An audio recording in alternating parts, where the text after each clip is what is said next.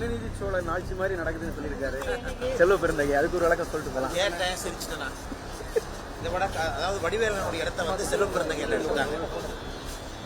அதனால வடிவேல் அண்ணா வந்து சினிமாவில் இருக்கக்கூடிய இடத்த இன்னைக்கு திமுகவுடைய கூட்டணி கட்சி அந்த இடத்த எடுத்துக்கிட்டாங்க. எப்படி வந்து முதலமைச்சரை புகழ்றது.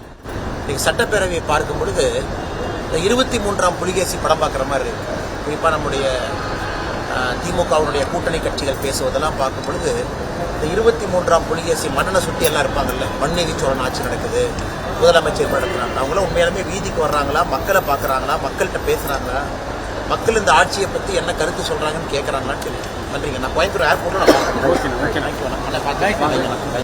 இன்னைக்கு சட்டப்பேரவையை பார்க்கும் பொழுது இந்த 23ஆம் புலிகேசி படம் பார்க்குற மாதிரி இருக்கு. குறிப்பாக நம்முடைய திமுகவுடைய கூட்டணி கட்சிகள் பேசுவதெல்லாம் பார்க்கும் பொழுது இந்த 23ஆம் புலிகேசி மன்னனை சுற்றி எல்லாம் இருப்பாங்கல்ல, மன்நீதி சோழன் ஆட்சி நடக்குது, முதலமைச்சர் நடத்துறாங்க. அவங்களாம் உண்மையாலுமே வீதிக்கு வர்றாங்களா, மக்களை பார்க்குறாங்களா, மக்கள்கிட்ட பேசுகிறாங்களா, மக்கள் இந்த ஆட்சியை பற்றி என்ன கருத்து சொல்கிறாங்கன்னு கேட்குறாங்களான்னு தெரியும். நன்றிங்க. நான் கோயம்புத்தூர் ஏர்போர்ட்டில் நான் பார்க்குறேன்.